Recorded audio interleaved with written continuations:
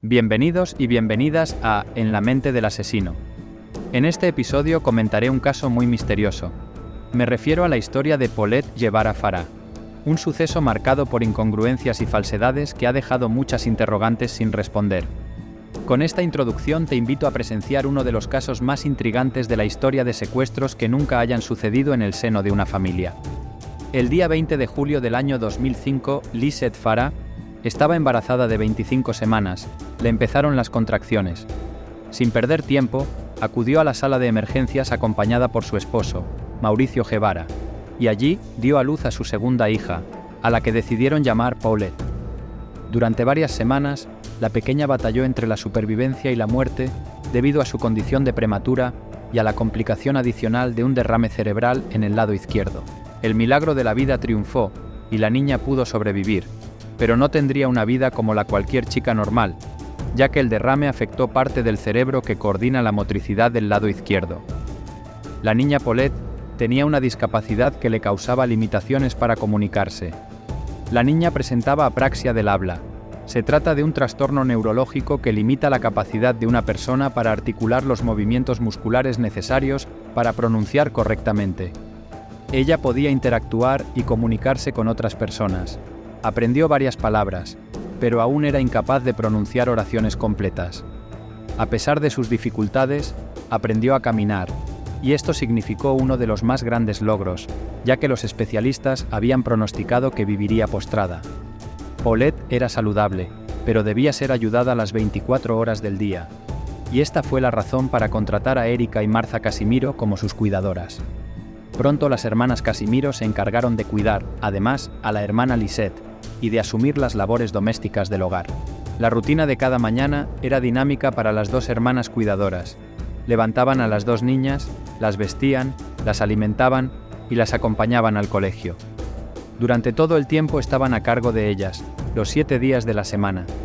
Además, también llevaban a la pequeña Paulette al hospital todos los jueves, para que los médicos pudieran seguir su tratamiento. Aunque el tratamiento de Paulette era muy caro, sus padres eran muy ricos y aparentemente no tenían ningún problema económico. La madre de las niñas, Lisette Farah, es hija de dos inmigrantes libaneses llamados Bechara Naim Farah y Lidia Farah, una familia que ha amasado una buena fortuna a través de un lucrativo de pieles. En marzo de 2010, Mauricio Guevara decidió llevar a sus dos hijas de vacaciones en la ciudad de Valle de Bravo, una ciudad en el Estado de México, que está ubicada a 156 kilómetros al suroeste de la Ciudad de México. En esta ocasión, Lisette Farah no los acompañó, porque, presuntamente, el matrimonio estaba pasando por una crisis matrimonial. En ese entonces, corrían comentarios de que la esposa andaba en ciertas infidelidades hacia Mauricio Guevara. También se decía que los Guevara Farah estaban atravesando ciertas estrecheces económicas. Al término de las vacaciones, la noche del 21 de marzo, padre e hijas retornaron a su hogar ubicado en un conjunto residencial, conocida como la Hacienda del Cuervo, en Huixquilucan de Degollado, México. Cuando llegaron al hogar, la esposa los recibió y se encargó de que las niñas se acostaran. Ayudó a Paulette a ponerse el pijama, cepillarse los dientes y la acostó. También rezó con ella, apagó la luz de su habitación y cerró la puerta alrededor de las 9:10 de la noche.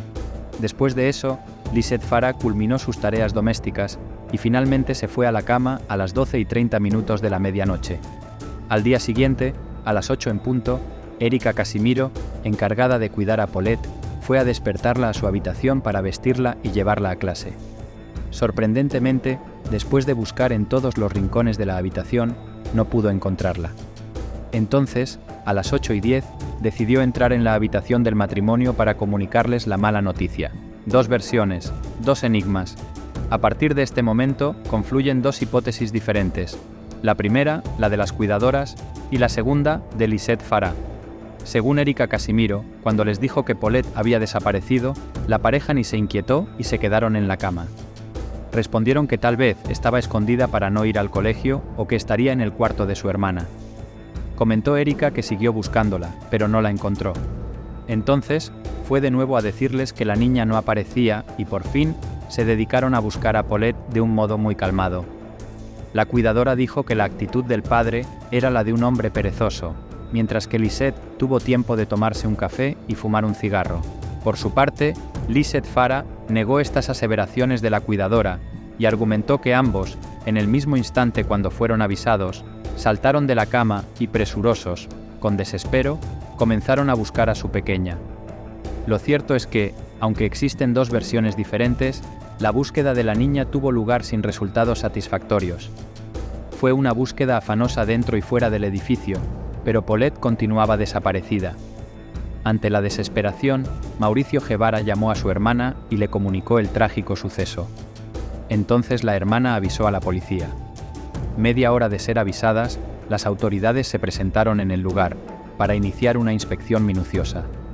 Todos los esfuerzos fueron infructuosos. El lugar de los hechos permanecía inalterable, sin señales de robo, sin cerraduras y ventanas forzadas. Se revisaron las cámaras del edificio, donde no aparecieron sujetos sospechosos entrando o saliendo del edificio.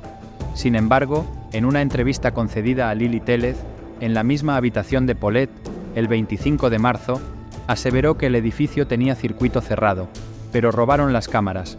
Además, ningún vecino vio nada. A partir de ese momento, inició el despliegue informativo. El 22 de marzo por la tarde, el Procurador General del Estado de México, Alberto Bazbaz Sacal, puso a circular un póster con la imagen de la pequeña Paulette y un texto que decía: «Ayúdame a regresar a mi casa. Me llamo Paulette, tengo 4 años.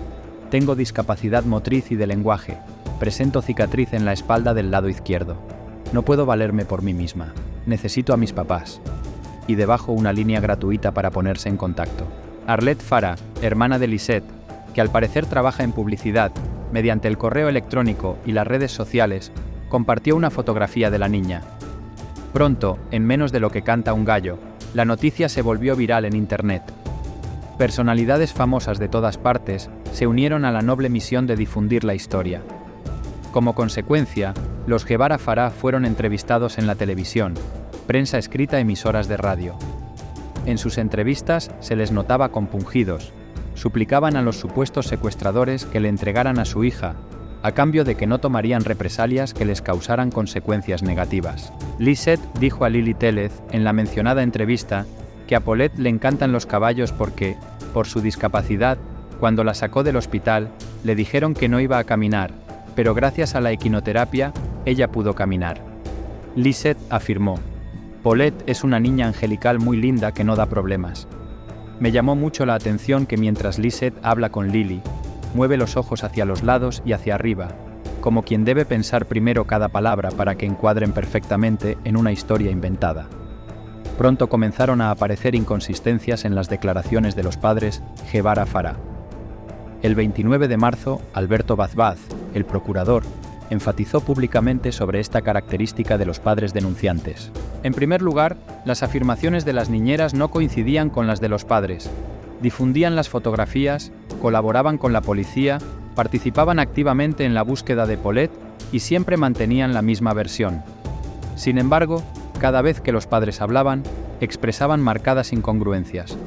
Por un lado, Lisette Farah afirmaba haber estado siempre muy cercana a su hija, brindándole toda la atención necesaria, mostrándole mucho cariño y jugando juntas al escondite.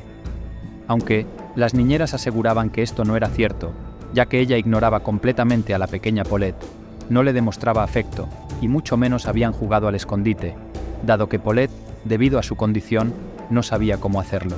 Es de hacer notar que cuando la entrevistadora le preguntó sobre los medicamentos que tomaba Paulette, Lisette no supo decir de cuál se trataba. Al respecto dijo: «No lo puedo decir, pero pues sí necesita atención especial médica, se lo tienen que administrar, o sea, su pediatra. No es así tan fácil». Aunque los nervios y el estado de conmoción pudieron haberle hecho olvidar el nombre del medicamento, queda la duda. Pronto se empezó a notar que la gestualidad, las expresiones y la forma de referirse a Paulette eran poco típicas de las de una madre en situaciones similares. Es de esperarse que una madre a quien se le desaparece súbitamente una hija se presente desconsolada. No obstante, el comportamiento de la madre fue cambiando paulatinamente a medida que pasaban los días. Daba la impresión de que cada respuesta estaba fríamente calculada. Incluso, en una segunda entrevista que dio, pide ensayar un poco antes de declarar. La hipótesis del secuestro no fue una opción de peso desde el principio de la investigación. ya que no se encontraron señales de puertas ni ventanas forzadas, como mencioné anteriormente. Por lo tanto, está claro que el culpable debe estar dentro de la casa, pero ¿quién de ellos podría haberlo hecho? En el caso de Mauricio Guevara, la única evidencia que tenía la justicia era el testimonio de Juan Pablo García, un lector de gestos. Según este individuo, tanto Mauricio como su esposa, al hacer ciertas declaraciones, sus gestos contradecían sus palabras. Explicaré esto más detalladamente. Aunque sus labios demostraban tristeza, sus manos, cejas y movimientos de cabeza indicaban que no sentían nada. Algunos de sus movimientos denotaban cierto desprendimiento afectivo de su hija. La posibilidad de que Erika y Martha Casimiro fueran sospechosas se basaba en suposiciones remotas. Ambas hermanas eran pobres, por lo que cabía la posibilidad de que ellas planearan el secuestro a cambio de una buena cantidad de dinero, pero que a causa de algún error abandonaron la idea de pedir dinero a cambio del rescate. Sobre Lisette pesaban las pruebas de que conocía poco sobre el cuidado de su hija y su comportamiento, aparentemente sosegado. El martes 30 de marzo por la mañana, tanto los padres de Paulette como las cuidadoras fueron llevados a la Procuraduría y luego trasladados a un hotel, mientras la casa familiar era investigada nuevamente, esta vez con perros. En el hotel, los 4 sospechosos fueron interrogados por última vez y durante un momento de espera, Lisette tomó el teléfono y se comunicó con su hija mayor. «No vayas a decir nada más, dices que estamos muy tristes porque tu hermanita se perdió. Es todo lo que tienes que decir». La hija respondió, «¿Por qué, mamá?». Entonces Lisette le respondió, «Es todo lo que tienes que decir, porque si no se empiezan a malinterpretar las cosas, nos pueden acusar de que nosotros la robamos o que tú la empujaste fuera para perderla». Ese mismo día, por la tarde, la policía llevó a cabo una recreación de los hechos frente a los padres, siguiendo al pie de la letra sus testimonios y los de las niñeras. Sin embargo, no descubrieron nada nuevo. A las 2 de la madrugada del 31 de marzo, la policía recibió una llamada donde reportaban un olor pestilente que salía del cuarto de Paulette. Al entrar con cámaras en mano, las autoridades encontraron el cuerpo sin vida de la pequeña Paulette al pie de la cama. Exactamente al pie de la cama, debajo del colchón, medio metido y completamente envuelto en mantas, estaba el cuerpo sin vida de la niña. Al parecer, la autopsia no arrojó grandes pruebas sobre la muerte, si era por agresión o maltrato. Los datos del examen forense indicaron que Paulette comió 5 horas antes de fallecer. En su organismo no se hallaron ni drogas ni veneno. No mostraba indicios de violencia ni abuso sexual, pero sí tenía un golpe en el codo y la rodilla del lado izquierdo, los cuales se los había causado cuando aún estaba con vida, por lo que se infirió que se los pudo haber hecho jugando o durante una caída. Recuerden que era la parte donde la niña presentaba dificultades motrices. También se detectó que en sus mejillas tenía restos del pegamento de cinta adhesiva, pero se descartó la intención de secuestro, porque sus padres declararon que a la niña le ponían cinta adhesiva especial como parte de la terapia, para evitar que durmiera con la boca abierta. Aunque el día y la hora del deceso no se pudieron determinar con precisión, se dedujo que tenía entre 5 y 9 días muerta. Posteriormente, se supo que el cuerpo no fue manipulado después de morir. Sin embargo, un hecho impactante fueron las declaraciones de Alberto Bazbaz ante los medios. Dijo que las causas de la muerte de Paulette Guevara Farah, presuntamente, había fallecido por asfixia mecánica, de modo accidental, a causa de la obstrucción de las cavidades nasales y la compresión del tórax y el abdomen. Por la versión oficial se supo que Paulette rodó dormida hasta quedar atascada entre los pies y el colchón. Como tenía problemas de lenguaje y motrices, fue imposible salir ni pudo gritar en solicitud de ayuda. Pero ¿cómo iba a hacerlo si dormía con la boca tapada por una cinta adhesiva? De ese modo, no se explica la acumulación de sangre en la zona frontal del cuerpo, el cual fue encontrado boca arriba. Esto hizo suponer que la asfixia se produjo mientras Paulette se encontraba boca abajo. Es increíble que un cadáver de 9 días descomponiéndose a los pies de una cama no fuese sido detectado. Muchos investigadores transcurrieron por esa habitación. La tía de Paulette estuvo durmiendo allí 5 noches después de que desapareció, la cama tendida y descendida a diario. ¿Cómo nadie notó algo inusual? ¿Será que no se percataban del hedor que emanaba? ¿Es posible que al tender la cama no advirtieran el bulto a los pies?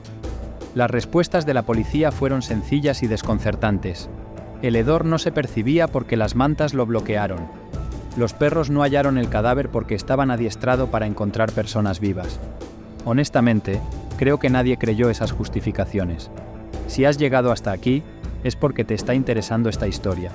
Pero como sé que llegarás hasta el final, si no lo has hecho todavía, danos un like, suscríbete al final del vídeo y activa la campanita de notificaciones. Si crees que lo que he contado hasta aquí es grotesco e inconcebible, entonces mira lo que viene porque no deja de ser un misterio.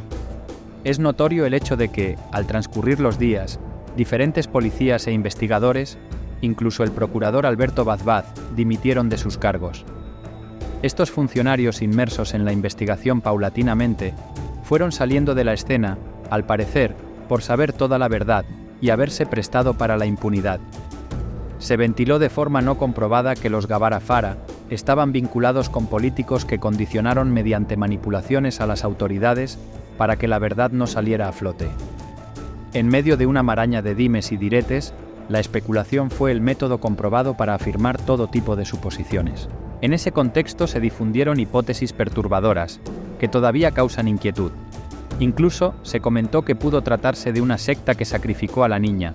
También se decía que este caso era casi igual al de JonBenét Ramsey. Hasta se llegó a especular que la hermana mayor podría ser la responsable del crimen. JonBenét Ramsey fue una niña estadounidense de 6 años que fue asesinada en su casa de Boulder, Colorado, el 25 o 26 de diciembre de 1996. Su cuerpo fue encontrado en el sótano de la casa de su familia 8 horas después de que se denunciara su desaparición. El caso atrajo una importante atención de los medios y sigue sin resolverse. Muchas teorías y sospechas rodean las circunstancias de su muerte, incluidas especulaciones sobre la participación de sus padres. Sin embargo, nadie ha sido acusado nunca de su asesinato. El caso sigue siendo objeto de investigación en curso y de interés público. Finalmente se ha considerado que la hipótesis más aproximada es que Lisette Fara, madre de Paulette, sea responsable del crimen, ya que existen varios indicios que respaldan dicha posibilidad. Estos incluyen las contradicciones en su versión de los hechos, sus palabras inapropiadas, su falta de apego hacia la niña y un detalle significativo que no se ha tomado muy en cuenta. Días antes de hallar el cadáver, Lisette concedió la entrevista a Lili Tellez en el cuarto de Paulette, donde mostró los juguetes favoritos de la niña y, por supuesto, su ropa preferida, incluyendo un hermoso pijama. Al parecer, el mismo que llevaba puesto la niña cuando fue hallada muerta. Como desde un principio se dijo que el cuerpo no había sido manipulado después del deceso, nadie se preocupó por hurgar en busca de pruebas. Después de varios meses desde la tragedia de la muerte de Paulette, se difundieron fotos comprometedoras de Lisette Fara. Mientras la mayoría de los padres estarían sumidos en la tristeza por la pérdida de su hija, ella parecía estar disfrutando de fiestas, cosa que a muchos les recordó inevitablemente al caso de la pequeña Kaylee Marie Anthony. Sin embargo, la controversia no acabó ahí. Lisette, en efecto, se separó de su esposo y empezó una batalla legal para obtener la custodia de su hija mayor, la cual finalmente obtuvo. Después de esto, emprendió una lucha contra los medios de comunicación y el sistema judicial mexicano, y demandó una compensación sustancial por los daños y perjuicios sufridos. Más específicamente, solicitó 531 millones de pesos mexicanos. ¿Pudo haber sido Paulette víctima de discriminación y vergüenza por no ser una niña normal en el seno de una familia millonaria? ¿Será posible que por algún tipo de creencia religiosa o práctica ancestral, la niña haya sido sacrificada por presentar cierta condición especial? Obviamente son suposiciones que tal vez no tengan algún valor concluyente en una investigación sobre homicidios.